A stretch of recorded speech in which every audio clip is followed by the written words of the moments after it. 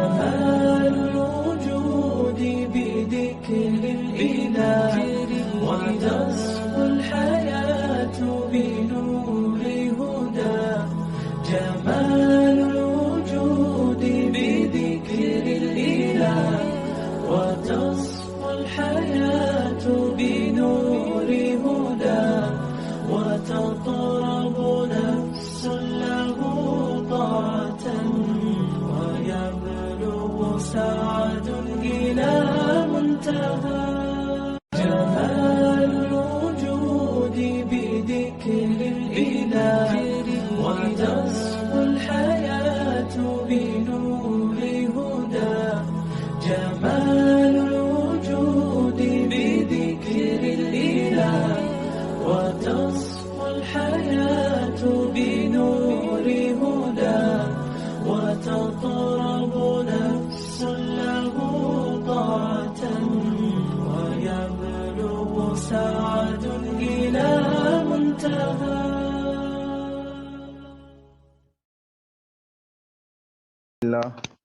الحمد لله وحده والصلاة والسلام على من لا نبي بعده. أعوذ بالله من الشيطان الرجيم. بسم الله الرحمن الرحيم. رب اشرح لي صدري ويسر لي أمري واحلل عقدة من لساني يفقهوا قولي. ربي زدني علما ربي زدني علما ربي زدني علما اللهم ربي زدنی علما.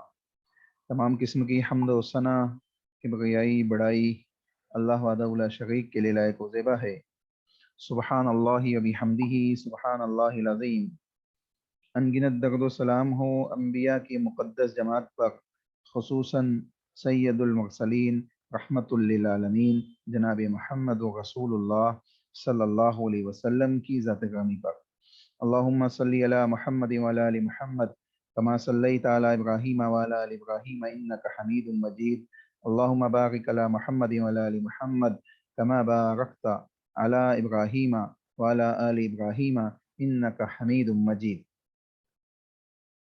اللہ کی حمد و ثنا اور رسول اکرم صلی اللہ علیہ وسلم کے اوپر درود و سلام کے بعد انشاءاللہ آج ہم بلوغ المرام کے اندر کتاب الصلاۃ میں باب صلاۃ التطوع پڑھیں گے انشاءاللہ.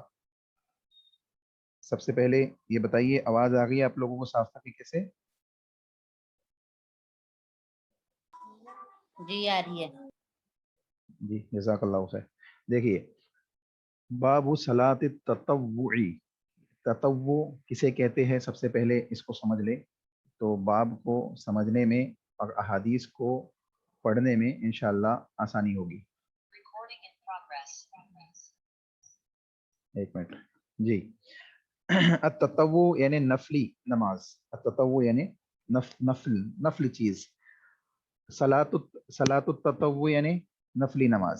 ٹھیک ہے. باب صلاۃ التطوع یعنی نفلی نماز کا باب، نفلی نماز کا باب.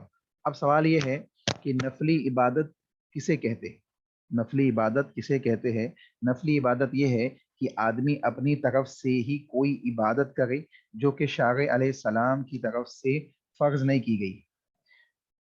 جیسے انسان 2 رکعت نماز پڑھنا چاہے شکرانہ کی، یا اسی طریقے سے جو فرض نمازیں ہیں ان کے بعد سنتیں ہیں، ان سنتوں کے علاوہ بھی کچھ نمازیں وہ پڑھنا چاہے نفلی طور پہ، تو یہ اس کے اوپر ہے. اگر پڑھے گا تو ثواب ملے گا، نہیں پڑھے گا تو کوئی گناہ نہیں ہوگا. چنانچہ نفلی نمازوں کے سلسلے میں اصول یہی ہے کہ اگر انسان پڑھتا ہے تو اس کے لیے اللہ رب العالمین کا تقرب حاصل کرنے کا ایک ذریعہ ہے، اللہ کے قرب کو حاصل کرنے کا ایک ذریعہ ہے. اسی طریقے سے اس کے اوپر اجر و ثواب اللہ رب العالمین عطا فرماتا ہے. اگر انسان نہیں پڑھتا ہے تو نہیں پڑھنے کی وجہ سے گناہ اس کو نہیں ہوتا ہے، چونکہ یہ نفلی عبادات ہے. ٹھیک ہے. تو اللہ کے نبی جناب محمد رسول اللہ صلی اللہ علیہ وسلم کی پہلی حدیث ہم پڑھیں گے. پہلی حدیث ہے اس باب کی، حدیث نمبر ہے کتاب کی جو حدیث نمبر ہے وہ ہے 329. ٹھیک ہے. راوی حدیث ہے ربیہ بن قعب الاسلمی. ٹھیک ہے. ان ربیہ بن قعب الاسلمی رضی اللہ تعالی عنہ قال قال علی قال للنبي صلى الله عليه وسلم سل فقلت أسألك مرافقتك في الجنة فقال أو غير كذلك فقلت هو ذاك قال فعني على نفسك بكثرة السجود रवाहुल मुस्लिम। सही मुस्लिम के अंदर हदीस मौजूद है। इमाम मुस्लिम रहमहुल्लाह अलैह ने इस हदीस को किताबुस सलाह में बाबु फजल सुजूद के अंदर इस हदीस को नकल किया है। ठीक है, सही मुस्लिम में हदीस है। ये हदीस किस बात के ऊपर दलालत करती है, पहले इसके ट्रांसलेशन को आप सुने तो इंशाअल्लाह बात काफ़ी हद तक वाज़ेह हो जाएगी। हज़रत रबिया बिन काब अस्लमी रज़ी अल्लाह तआला अन्हु सहाबी रसूल है। अल्लाह के नबी सल्लल्लाहु अलैहि वसल्लम की खिदमत को अंजाम देते। ये कौन साहबी है? अल्लाह के नबी की बेपनाह खिदमत अंजाम देते। एक दफ़ा अल्लाह के नबी सल्लल्लाहु अलैहि वसल्लम इनसे खुश होके, अल्लाह के नबी सल्लल्लाहु अलैहि वसल्लम इनसे मुखातिब होके बयान फरमाते हैं। अल्लाह के नबी मोहम्मद रसूलुल्लाह सल्लल्लाहु अलैहि वसल्लम कहते हैं कि मांग ले जो कुछ मांगना चाहता है। अल्लाह के नबी कहते हैं कि मांगो, क्या मांगना चाहते हो? मांगो, क्या मांगना चाहते हो का मतलब ये है कि तुम मांगो, मैं अल्लाह रब्बुल आलमीन से तुम्हारे लिए क्या करूँगा, इस सिलसिले में दुआ करूँगा। ठीक है, तो कहते हैं रबिया कि मैंने अल्लाह के नबी से अर्ज किया कि जन्नत में आपकी रिफाकत का तलबगार हूँ, मैं जन्नत में आपकी रिफाकत का तलबगार हूँ। असअलु का मुराफक़तक फिल जन्ना, रिफाकत यानी आप जन्नत में तो जाना ही है, जन्नत में जाने का तो सवाल ही मैं आपसे कर रहा हूँ, लेकिन जन्नत में जाने के साथ साथ मैं ये चाहता हूँ कि जन्नत में मुझे आपका साथ मिल जाए, मुझे आपका साथ मिल जाए। चुनांचे रसूलुल्लाह सल्लल्लाहु अलैहि वसल्लम से बहुत बड़ी चीज इन्होंने मांगी है।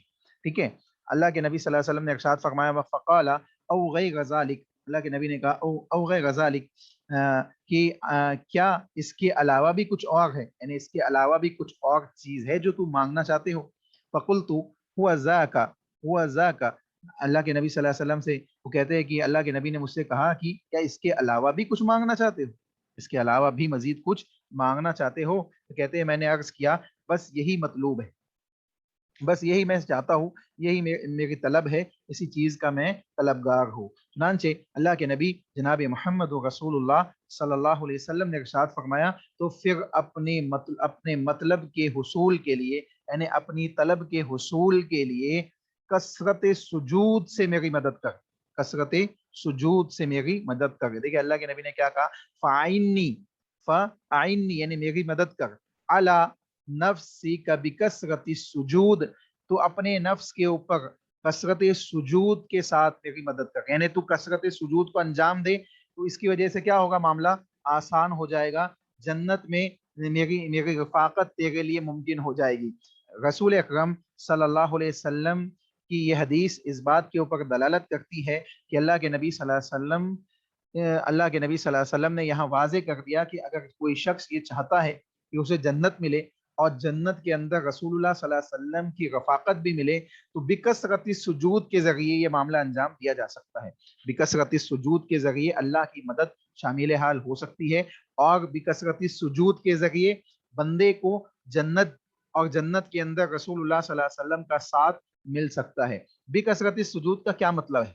बिकसरत सुजूद का मतलब ये है कि कसरत कसरत सुजूद का मतलब ये है कि एक तो फर्ज नमाजें हैं, एक नफली नमाजें हैं जिनको, एक सुन्नत नमाजें हैं जिनको हमें अंजाम देना ही देना है, यानी फर्ज और सुन्नत हमें अंजाम देनी है। हम फर्ज नमाजों के पाबंद है, 5 वक्त की फर्ज नमाजें हम अदा करते हैं। ठीक है, इसी तरीके से जो रसूल अकरम सल्लल्लाहु अलैहि वसल्लम ने इन नमाजों के साथ सुन्नतें बयान की है, उन सुन्नतों का भी हम एहतमाम करते हैं अल्हम्दुलिल्लाह।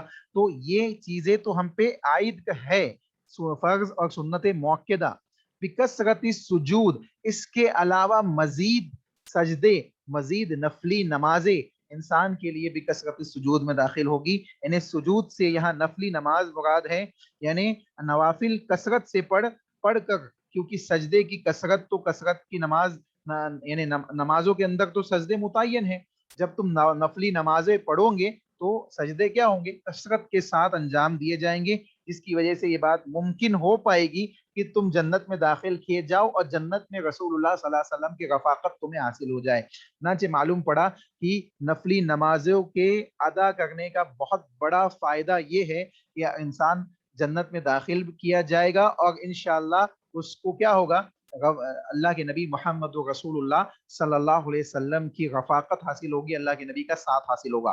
تو پہلی چیز یہ معلوم پڑی کہ اللہ کے نبی محمد رسول اللہ صلی اللہ علیہ وسلم نے صحابی رسول کو یہ بات بیان کی کہ اگر تم چاہتے ہو تو کثرت سجود کے ساتھ میرے معاملات انجام یعنی میری مدد کرو۔ اب دیکھیں یہاں پہ اس حدیث کے اندر جتنی بھی نفلی نمازیں ہیں ان کی اہمیت ہے، ان کی اہمیت اور فضیلت کو بیان کر دیا گیا کہ اس کی اہمیت اور فضیلت یہ ہے کہ اس کے ذریعے سے انسان جنت، اب اس میں نفلی نمازوں میں تہجد بھی ہے، تہجد کے علاوہ دوسری نمازیں نفلی نمازیں جیسے چاش کی نماز ہے، اشراق کی نماز یا اوابین کے نام سے بھی آپ اسے جانتے ہیں، چاش اشراق اوابین یہ ایک ہی نماز ہے، ٹھیک ہے، اس کو مختلف ناموں سے جانا جاتا ہے، مختلف نام اس کے حدیث میں آئے، ٹھیک ہے۔ اس میں اختلاف ہے، بعض لوگوں نے یہ کہا کہ یہ تین نمازوں کے الگ الگ نام ہے، بعض نے کہا کہ یہ ایک ہی نماز، تو یہ نفلی نمازیں ہیں۔ اسی طریقے سے بعض دوسری نمازیں اللہ کے نبی صلی اللہ علیہ وسلم نے سورج ڈوبنے کے بعد اور مغرب کی اذان یعنی مغرب کی نماز جماعت کھڑی ہونے سے پہلے 2 رکعت نفل پڑھنے کا حکم دیا۔ اللہ کے نبی نے کہا کہ صلوا قبل المغرب، صلوا قبل المغرب، ثم قال فی الثالثة لمن شاء، اللہ کے نبی نے کہا کہ جو یعنی مغرب کی نماز سے پہلے 2 رکعت پڑھو، 2 رکعت پڑھو، جو چاہے وہ پڑھے، تو رسول اللہ صلی اللہ علیہ وسلم نے واضح کر دیا۔ تو معلوم کیا پڑ رہا ہے، یہ نفلی نماز ہے۔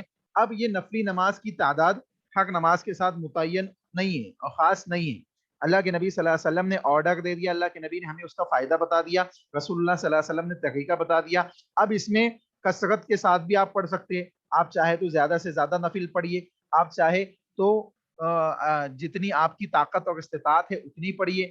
اسی طریقے سے تہجد کا معاملہ ہے، یہ تمام چیزیں نفلی عبادات کے اندر داخل ہے، جس کو بندہ انجام دے گا تو اس کا کیا ہوگا، اس کو فائدہ پہنچے گا۔ اب اس میں ایک تو یہ نماز کے سلسلے میں بات ہوئی، ٹھیک ہے، نفل میں صدقات اور خیرات بھی داخل ہے، جیسے زکوٰۃ ہم پہ فرض ہے، زکوٰۃ ہم پہ کیا ہے، فرض ہے، زکوٰۃ کے علاوہ یوں ہی صدقہ کر دینا، یوں ہی اللہ کی خوشنودی کے لیے لوگوں میں مال خرچ کرنا، یہ نفلی صدقات میں داخل ہوگا جو انسان کے لیے فائدہ مند ہے ہر اعتبار سے۔ چنانچہ معلوم پڑ رہا ہے کہ اللہ کے نبی صلی اللہ علیہ وسلم نے یہاں پہ اس بات کو واضح کر دیا کہ نفل نماز کوئی معمولی نماز نہیں ہے، لیکن اس کے باوجود ایک بات اہم ذہن میں رکھ لے کہ بعض لوگ یہ سمجھتے ہیں کہ 5 وقت کی نماز یعنی فرض نماز کی کوئی اہمیت ان کے نزدیک نہیں ہوتی اور وہ راتوں میں کھڑے ہو کے تہجد پڑھنا چاہتے ہیں، وہ نفلی عبادات ایک قدم پہ کھڑے ہو کے پڑھنا چاہتے ہیں، یا اس قسم کے دوسرے معاملات وہ معاشرے کے اندر انجام دینا چاہتے ہیں جو یونیک لوگوں کو دکھائی دے کہ ہاں ہم نے کچھ الگ کیا ہے،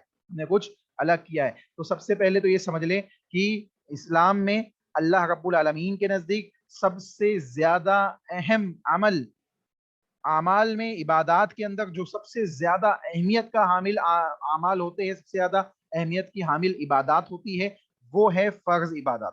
وہ کیا ہے، فرض عبادات، یعنی سب سے زیادہ اہم اللہ کے نزدیک کیا ہے، فرض عبادات ہے۔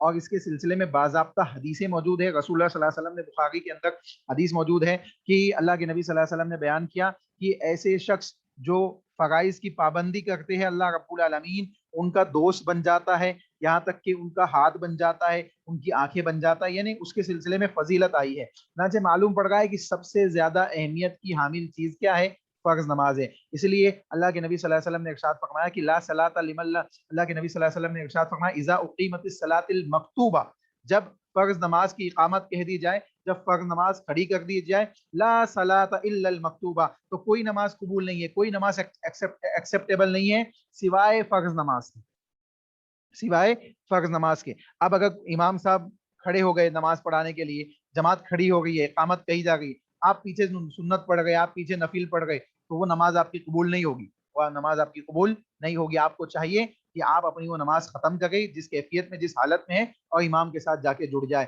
کیونکہ اللہ کے نبی صلی اللہ علیہ وسلم نے واضح کر دیا کہ امام کے پیچھے یعنی جو فرض نماز کی اقامت کہہ دی جائے تو اب کوئی نماز نہیں، یعنی فرض کی اتنی اہمیت ہے کہ فرض کے سامنے دوسری تمام نمازیں، چاہے وہ سنت ہو، سنت موقدہ ہو، سنت غیر موقدہ یعنی نوافل ہو، یہ کوئی نمازیں ہو، کوئی عبادات ہو، اس کی اہمیت کیا ہوئی، فرض کے بعد ہے، فرض کے نیچے ہے۔ چنانچہ معلوم پڑ رہا ہے کہ سب سے زیادہ اہمیت کی حامل چیز کیا ہے؟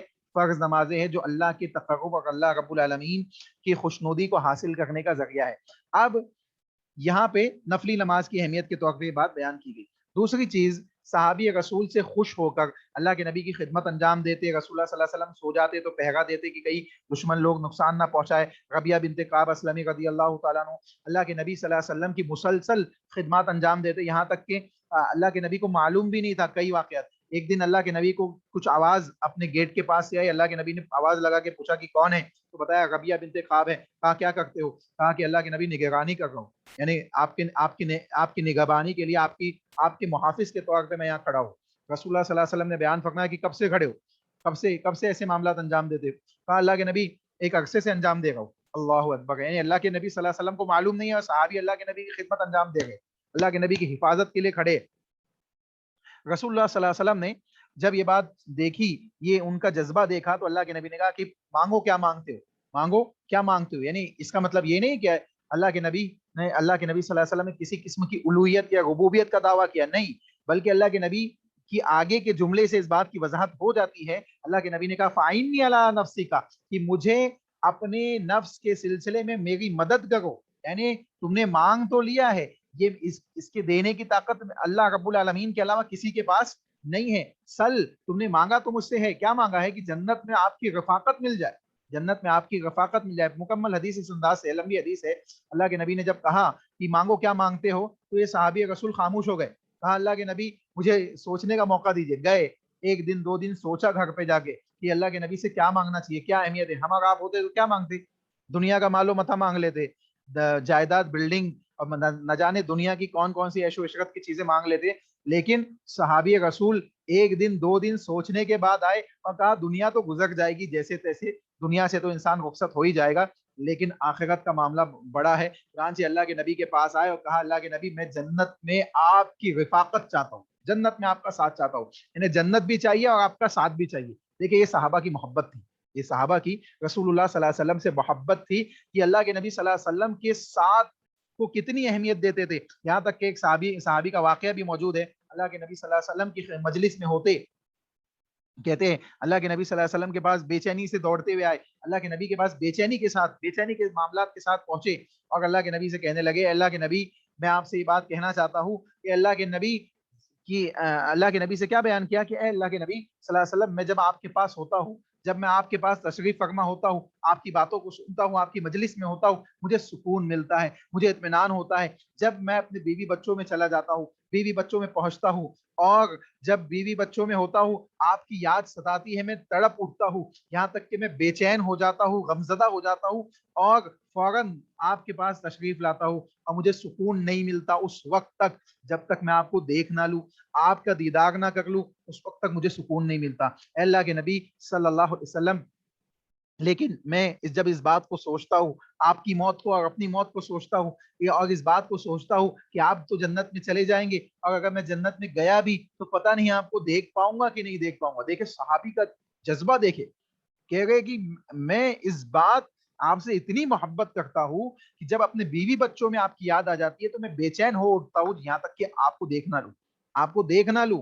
اللہ کے نبی کے پاس آ کے کہہ رہے کہ اللہ کے نبی جب میں آپ کو دیکھ لیتا ہوں تو سکون مل جاتا ہے، لیکن یہاں پھر میں غمزدہ اس کیفیت میں ہو جاتا ہوں یہ سوچ کر کہ اگر جنت میں آپ گئے، آپ تو جائیں گے ہی، اور میں گیا بھی تو آپ کو دیکھ پاؤں گا کہ نہیں دیکھ پاؤں گا، یہاں میں غمزدہ ہو جاتا ہوں کہ وہاں میری کیفیت کیا ہوگی۔ اللہ کے نبی کوئی ایسا عمل بتائیے، کوئی ایسا معاملہ بتائیے کہ جنت میں آپ کی رفاقت مل جائے۔ کتاب اللہ کی ایک آیت رسول اللہ صلی اللہ علیہ وسلم کے اوپر نازل کر دی گئی، اللہ رب العالمین نے بیان فرمایا وَمَن يُطِعِ اللَّهَ وَالرَّسُولَ فَأُولَٰئِكَ مَعَ الَّذِينَ أَنْعَمَ اللَّهُ عَلَيْهِمْ مِنَ النَّبِيِّينَ وَالصِّدِّيقِينَ وَالشُّهَدَاءِ وَالصَّالِحِينَ وَحَسُنَ أُولَٰئِكَ رَفِيقًا۔ دیکھیں کتاب اللہ کی یہ آیت اس بات کا نسخہ دے گئی ہے، یہ حدیث اس کی وضاحت کر رہی ہے۔ اللہ کے نبی صلی اللہ علیہ وسلم کے اوپر آیت نازل کر دی گئی، صحابی نے محبت رسول کا دعویٰ کیا تھا، اللہ کے نبی صلی اللہ علیہ وسلم کے اوپر آیت اطاعت کی نازل کر دی گئی۔ اللہ نے آیت نازل کی وَمَن يُطِعِ اللَّهَ وَالرَّسُولَ، جو اللہ کی اطاعت کرے گا، رسول اللہ صلی اللہ علیہ وسلم کی اطاعت کرے گا، فَأُولَٰئِكَ مَعَ الَّذِينَ أَنْعَمَ اللَّهُ عَلَيْهِمْ، یہ ان لوگوں میں شامل کیا جائے گا جن پہ اللہ کا انعام ہوگا۔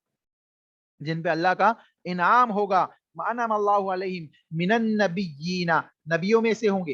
ये इनाम याफ्ता लोग कौन होंगे? नबियों में से होंगे। मिनन नबिय्यीना वस्सिद्दीकीना, और सिद्दीकीन में होंगे, सच्चे लोगों में से होंगे। वस्सिद्दीकीना वश्शुहदाई वस्सालिहीन, शहीदों में से होंगे और नेक सौले लोगों में से होंगे। चनांचे रसूलुल्लाह सल्लल्लाहु अलैहि वसल्लम के ऊपर आयत नाजिल कर दी गई और ये बात वाज़ेह कर दी गई कि हकीकी मोहब्बत ये है कि इंसान अल्लाह उसके रसूल की इताअत के साथ जिंदगी गुजारे। सिर्फ मोहब्बत का दावा करना, मोहब्बत के जुलूस निकालना, मोहब्बत के ऐलानात करना और चीखना चिल्लाना ये मोहब्बत नहीं है। अगर आप अल्लाह के नबी सल्लल्लाहु अलैहि वसल्लम के शरीयत के ऊपर अमल नहीं करते हैं, अल्लाह उसके रसूल की इताअत नहीं करते हैं, तो हकीकत में आप अल्लाह उसके रसूल से मोहब्बत भी नहीं करते हैं। चनांचे अगर आप अल्लाह उसके रसूल के मोहब्बत के दावेदार है, आप ये दावा करते हैं कि मैं अल्लाह से मोहब्बत करता हूँ, मैं उसके रसूल से मोहब्बत करता हूँ, तो आपका अमल इस बात के मुआफ़िक़त में अल्लाह उसके रसूल की इताअत के मुताबिक होना चाहिए। अगर अल्लाह उसके रसूल की इताअत के मुताबिक नहीं है, ये बात समझ लेनी चाहिए कि आपकी मोहब्बत का दावा झूठा है, सच्चा नहीं है।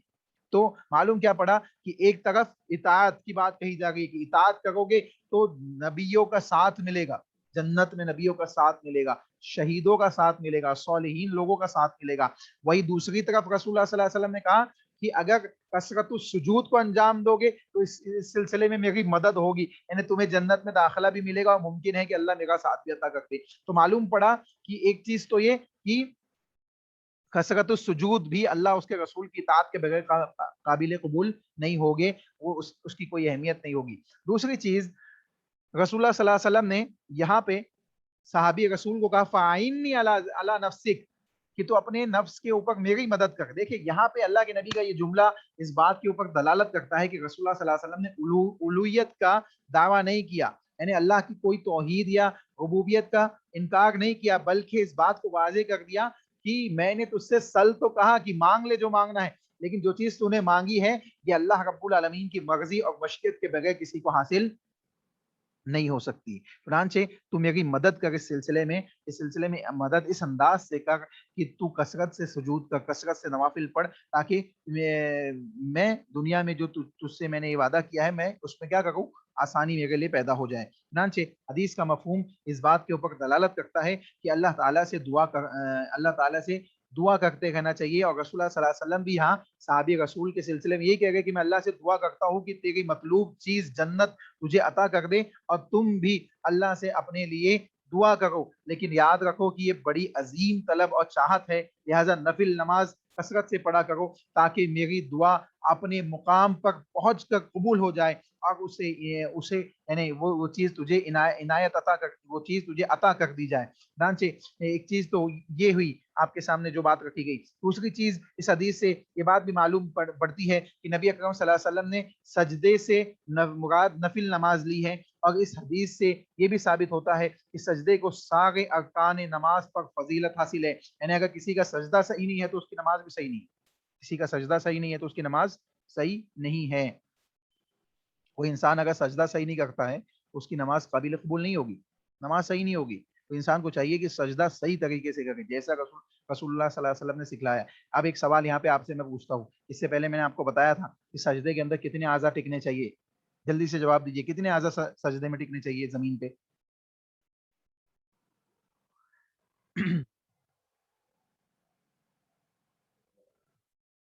जी 7 7, कौन कौन से?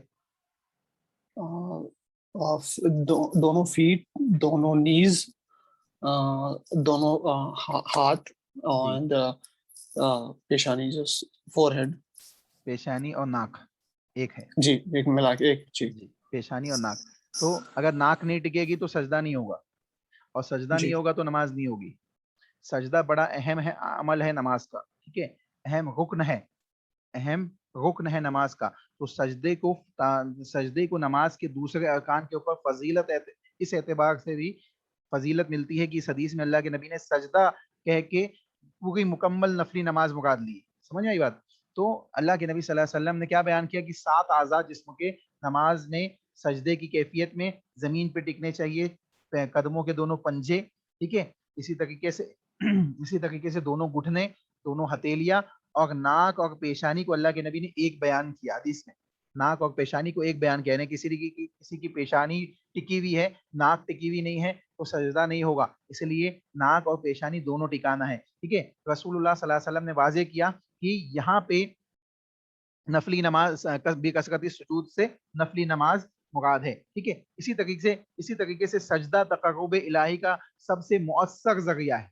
सबसे ज्यादा इंसान अल्लाह के नजदीक सजदे की हालत में होता है। इसलिए अल्लाह के नबी को आप देखें कि हर छोटी बड़ी बात की खुशी के अंदर अल्लाह के नबी क्या करते थे, अल्लाह को सजदा करते थे और अल्लाह रब्बुल आलमीन की हुजूर शुक्राना का सजदा अदा करते थे, जिसे पीछे की हदीसों में हमने इस बात को पढ़ा भी है। ठीक है, इसी तरीके से इस हदीस से ये भी मालूम होता है कि कुर्ब इलाही और नबी सल्लल्लाहु अलैहि वसल्लम के रिफाकत के लिए कसरत से नवाफिल अदा करने की जरूरत है। अफसोस है उन लोगों पर जो जो इत्तिबाए सुन्नत का दावा तो करते हैं मगर नवाफिल से इतनी रगबत नहीं रखते जितनी ताकीद उनके बारे में मालूम होती है। यानी आज हम देखें, आज हमारे माशरे के अंदर ये कैफियत आम मिलती है कि हम इत्तिबाए सुन्नत का दावा करते हैं, हम किताबों सुन्नत पे चलने का दावा करते हैं, हम फर्ज नमाजों की पाबंदी करते हैं, हम सुन्नतों का भी इहतिमाम करते हैं, लेकिन अफसोस कि हमें हमारे दरमियान नवाफिल की कोई अहमियत नहीं है, हम नवाफिल को कोई अहमियत नहीं देते। हालांकि ऐसा नहीं होना चाहिए, उसकी भी अपनी अहमियत है।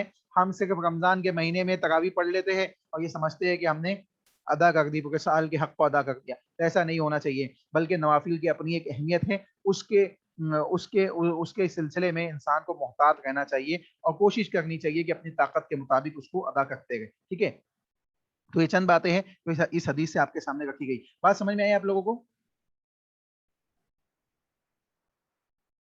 जी शेख। जी जी जज़ाकल्लाह खैर। देखिए, ये सहाबी रसूल है रबिया बिन काब रज़ी अल्लाह ताला अन्हु, रबिया बिन काब रज़ी अल्लाह ताला अन्हु। ठीक है, असलम कबीले से इनका ताल्लुक है और इसलिए इनको असलमी कहा गया है। ठीक है, रबिया बिन काब अल असलमी, असलमी इसलिए कहा गया है। असहाबे सुफ़ा में से थे, यानी असहाबे सुफ़ा का जो मदरसा रसूलुल्लाह सल्लल्लाहु अलैहि वसल्लम का था उसमें पढ़ने वाले सहाबा में से ये भी थे, रबिया बिन काब रज़ी अल्लाह ताला अन्हु। ठीक है, और मदीना के रहने वाले थे, रसूलुल्लाह सल्लल्लाहु अलैहि वसल्लम के खादिम खास थे, अल्लाह के नबी की खिदमत को मुसलसल अंजाम देते थे, खादिम खास, इस हदीस से भी मालूम पड़ता है। ठीक है, और मुकीम होने की हालत में, जब मदीना में होते, हजर और सफर दोनों में, हजर और सफर दोनों में आपके साथ रहते, यहाँ तक कि 63 हिजरी में आपकी वफात हुई, 63 हिजरी के अंदर आप वफात पाए।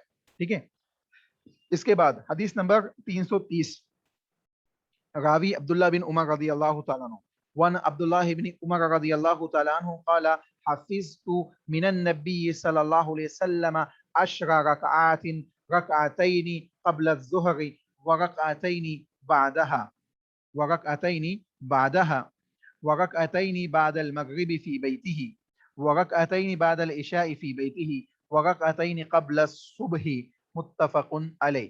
सही बुखारी और मुस्लिम दोनों के अंदर हदीस मौजूद है और दोनों में रावी अब्दुल्ला बिन उमर रज़ी अल्लाह ताला अन्हु है। उसके बाद दूसरी एक और हदीस नकल करते हैं, दोनों को पढ़ लीजिए। और फिर रिवायतिन लहुमा, इसी तरीके से एक रिवायत दोनों के अंदर, यानी सही बुखारी और मुस्लिम दोनों के अंदर मौजूद है, वक़त आताइनी बादल जुमाती फी बैतिही, कि घर में अल्लाह के नबी 2 रकात पढ़ते जुमा के दिन, जुमा की नमाज के बाद।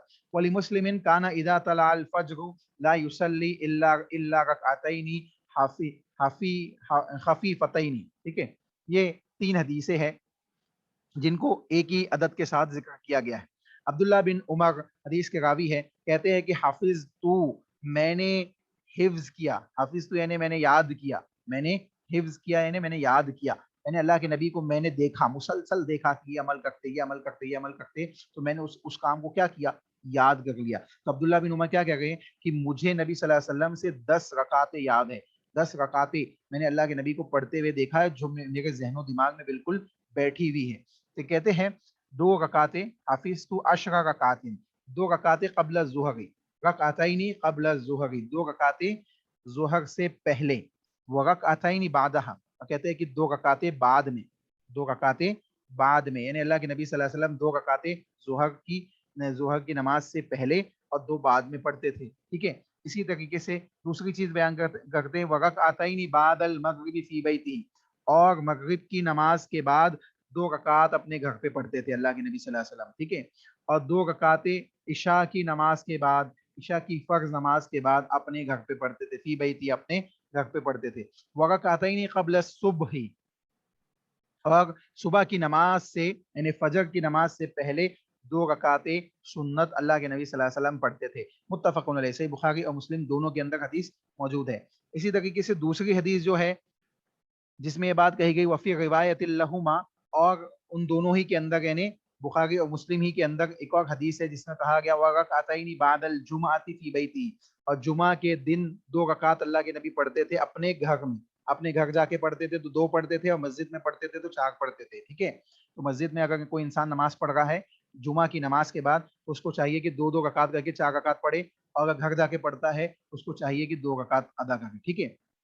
اب دوسری چیز بیان کی گئی ولی مسلم کان اذا طلع الفجر لا يصلي الا رکعتین خفیفتین، اور اللہ کے نبی صلی اللہ علیہ وسلم کی صحیح مسلم کی حدیث ہے جو اس بات کے اوپر دلالت کرتی ہے کہ صبح صادق کے بعد صرف ہلکی سی 2 رکعتیں ادا فرمایا کرتے تھے، یعنی صبح صادق ہو جاتا تو اس کے بعد اللہ کے نبی صلی اللہ علیہ وسلم کیا کرتے، 2 رکعتیں مزید ادا کرتے۔ دیکھیں اس کے اندر جو تعداد بیان کی گئی ہے 10 رکعتوں کی، یہ اصل سنت نمازیں ہیں، لیکن اس کی تعداد 10 نہیں ہے بلکہ 12 رکعت ہے، اور بعض روایت کو اور جوڑ لے آپ ساتھ میں تو یعنی 14 رکعت تک پہنچ جاتی ہے۔ اس کو کیسے آپ سمجھیں گے، اس میں 10 آپ نے سمجھ لی، 10 میں سے ظہر سے پہلے اور بعد میں 2 رکعت بتائی گئی، تو ظہر سے پہلے 4 رکعت اور ظہر کے بعد 2 رکعت، اور بعض روایت کے اندر ظہر سے پہلے 4 رکعت اور بعد میں بھی 4 رکعت اللہ کے نبی سے ثابت ہے، ٹھیک ہے۔ تو اس سے یعنی 2 پہلے اگر ملائے تو کتنی ہو گئی، 12 رکعت ہو گئی، اور 2 بعد میں بھی ملا لے تو کتنی ہو گئی، 14 رکعت ہو گئی۔ تو اس طریقے سے 12 اور 14 دونوں ثابت ہیں، تو یہ دونوں قوی قول ہے، ٹھیک ہے۔ تو 10 تو عبداللہ بن عمر نے کہا نا کہ حافظ تو جتنی مجھے یاد تھی وہ میں نے بیان کر دی، یعنی عبداللہ بن عمر نے 10 یاد، ان کو 10 یاد تھی، انہوں نے 10 بیان کر دی، لیکن دوسرے صحابہ سے ظہر سے پہلے اور ظہر کے بعد کی 2 رکعتیں مزید ثابت ہے۔ تو اب یہاں مکمل جو اللہ کے نبی نے 12 رکعتوں کے سلسلے میں بیان کیا ہے کہ اگر کوئی شخص ان 12 رکعتوں کو مسلسل پڑھتا ہے یہاں تک کہ اس کی وفات ہو جائے تو اس کے لیے جنت کی سرٹیفکیٹ رسول اللہ صلی اللہ علیہ وسلم نے بیان کی۔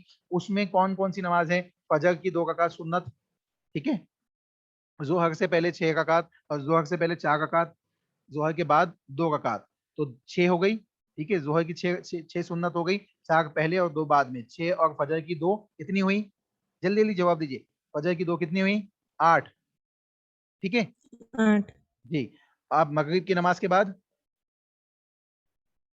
2، 2 ٹھیک ہے، تو 8 اور 2 10، اور عشاء کی نماز کے 10 بعد 2، ٹھیک ہے، تو 2 12 10 اور 2 12 رکعت۔ اس طریقے سے 12 رکعت رسول اللہ صلی اللہ علیہ وسلم نے بیان کی کہ جو ان 12 رکعتوں کی محافظت کرتا ہے اس کے لیے جنت کی سرٹیفکیٹ رسول اللہ صلی اللہ علیہ وسلم نے بیان کی۔ تو معلوم پڑ رہا ہے کہ یہاں پہ اس حدیث میں اگرچہ 10 رکعت کا ذکر ہے لیکن اصل جو فرض نمازوں کے ساتھ سنتیں ہیں ان کی تعداد 12 رکعت ہے، اور اگر کوئی ظہر کے پہلے اور ظہر کے بعد 4 رکعت مسلسل پڑھتا ہے تو اس کے لیے بھی رسول اللہ صلی اللہ علیہ وسلم نے جنت کی بشارت دی کہ اگر جو یعنی مسلسل یعنی ہمیشگی کے ساتھ، ہمیشگی ہمیشہ 4 رکعت پہلے اور 4 رکعت بعد میں پڑھتا ہے، ظہر سے پہلے 4 ظہر سے بعد میں 4۔ اب ایک بات یہاں پہ سمجھ لیں، چاہے 4 رکعت پڑھے آپ چاہے 2 رکعت پڑھے، جتنی بھی نمازیں آپ پڑھیں گے 2 رکعت کر کے پڑھی جائے گی، یعنی 2 رکعت کے بعد سلام پھینک دیا جائے گا، 2 رکعت کے بعد سلام پھینک دیا جائے گا۔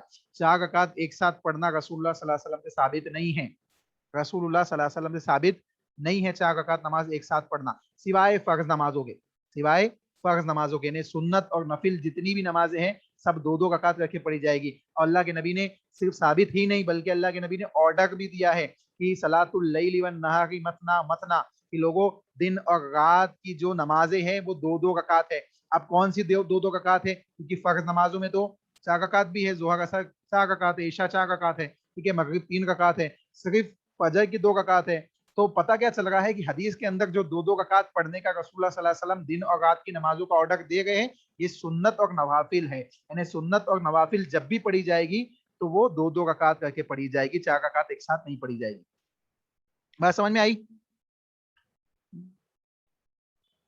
جی اچھا یہ بتائیے کہ ظہر سے جمعے سے پہلے کتنی، جمعے کے بعد کتنی رکعت ہے؟ مسجد میں 4 گھر پہ 2 جی. اور مکمل سنتیں کتنی ہیں پانچوں رکعت پانچوں نمازوں کی ملا کے؟ 12 جی گنائیے جلدی جلدی, کوئی بھی ایک جن گنائیے. 12 جی گنائیے نا, سنتیں گنائیے اسٹارٹ فجر سے لے کے عشاء تک. فجر سے پہلے 2, جی ظہر سے پہلے 4, جی. اور مغرب کے بعد 2, ظہر کے بعد, ظہر سے پہلے آپ نے بتایا, بعد ظہر سے پہلے 4 اور ظہر کے بعد 2, جی 8 ہو گئی. آگے چلیے. پھر مغرب کے بعد 2 اور عشاء کے بعد 2. عصر میں نہیں ہے کوئی سنت؟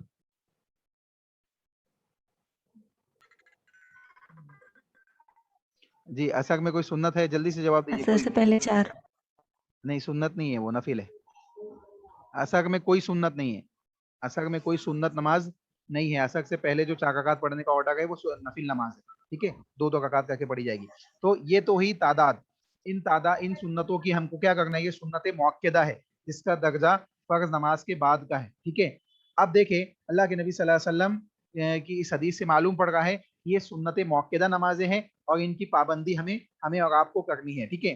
اسی طریقے سے اللہ کے نبی کا ایک عمل صحیح مسلم کی حدیث کے مطابق یہاں معلوم پڑ رہا ہے کہ اذا طلع الفجر لا یصلی الا رکعتین, کہ جب فجر کی نماز پڑھ لیتے تو سورج طلوع ہونے تک کوئی نماز اللہ کے نبی نہیں پڑھتے, سوا جب سورج طلوع ہو جاتا تو اس کے بعد کیا کرتے, 2 رکعت ہلکی نمازیں پڑھتے جس کو چاشت, اوابین یا اشراق کے نام سے ہم اور آپ جانتے ہیں. بعض لوگ اوابین کو مغرب کی نماز کے بعد پڑھتے ہیں, مغرب اور عشاء کے درمیان پڑھتے ہیں, وہ بالکل غلط ہے. اللہ کے نبی صلی اللہ علیہ وسلم نے اوابین کے سلسلے میں جو حدیث بیان کی اس میں اللہ کے نبی نے ارشاد فرمایا کہ اس کا وقت وہ ہے جب گھوڑوں کے کھر جو ناخن ہوتے ہیں وہ جلنے لگ جائے. یعنی یہ کب جلیں گے؟ مغرب اور عشاء کے بیچ میں تو ٹھنڈا موسم ہوتا ہے, زمین ٹھنڈی ہو چکی ہوتی ہے, جب دھوپ نکلی ہوگی تب جلیں گے نا. تو یہ کون سا وقت ہوگا؟ جب سورج طلوع ہو چکا ہوگا اور سورج میں تپش آ چکی ہوگی. تو معلوم پڑ رہا ہے کہ اوابین, چاشت اور اشراق یہ 3 مختلف نام ہیں ایک ہی نماز کے, یا تینوں نمازوں کے اوقات ایک ہی وقت میں ہے جو سورج طلوع ہونے کے بعد سے سٹارٹ ہوتے ہیں زوال سے پہلے تک. ٹھیک ہے. تو یہ ایک چیز ہے جو ذہن میں آپ کو رکھنی چاہیے. دوسری چیز, اس حدیث سے ظہر کی صرف 2 رکعتیں معلوم پڑ گئی ہے کہ فرض نماز سے پہلے 2 رکعت ہی پڑھنی ہے اور 2 رکعتیں بعد کی ثابت ہوتی ہے. لیکن دوسری حدیث سے 4 رکعت پہلے اور 2 رکعت بعد میں پڑھنا بھی ثبوت ملتا ہے جو صحیح مسلم کے اندر حدیث موجود ہے. صحیح مسلم کتاب المسافرین کے اندر حدیث موجود ہے. ٹھیک ہے. یہ حوالے کے طور پہ میں آپ کو بتا رہا ہوں پھر سے. ٹھیک ہے. اسی طریقے سے سنن نسائی میں اور بعض دوسری کتب حدیث میں نبی صلی اللہ علیہ وسلم کی زوجہ محترمہ ام المومنین ام حبیبہ رضی اللہ تعالی عنہ سے مروی ہے کہ یہ حدیث بھی موجود ہے کہ نبی صلی اللہ علیہ وسلم نے ارشاد فرمایا جو شخص ظہر سے پہلے اور نماز ظہر کے بعد 4 رکعتیں پڑھے, اللہ عز و جل نے اس کے اوپر جہنم کی آگ, اس شخص کے اوپر جہنم کی آگ پر اس شخص کا گوشت حرام کر دیا ہے. یعنی اللہ نے اس کے اوپر جہنم کی آگ کو حرام کر دیا ہے. تو معلوم پڑ رہا ہے کہ جو شخص پابندی کے ساتھ مسلسل بنا ناگا 4 رکعت پہلے اور 4 رکعت بعد میں پڑھتا ہے ظہر میں, اس کے سلسلے میں یہ فضیلت حدیث میں آئی ہے جو سنن نسائی کے اندر حدیث موجود ہے. تو اب دیکھیں یہاں پہ ظہر کی کل تعداد کتنی ہو گئی, 4 رکعت فرض, 4 پہلے اور 4 بعد میں. ٹھیک ہے. تو 8 اور 4 12 رکعت تو ظہر کی ہوگی صرف فرض ملا کے. اگر آپ صرف 12 یعنی 4 بعد کی چھوڑ دے, 2 پکڑے بعد کی, تو 6 اور 4 10 رکعت پھر بھی ہوتی ہے. تو انسان کو چاہیے کہ ان سنتوں کے پابندی کے ساتھ ان کا اہتمام کرے. ٹھیک ہے. یہ آج کی 2 حدیثیں ہیں. ٹائم ختم ہونے پہ ہے, اگر کوئی سوال ہو تو پوچھ لیجیے جلدی سے.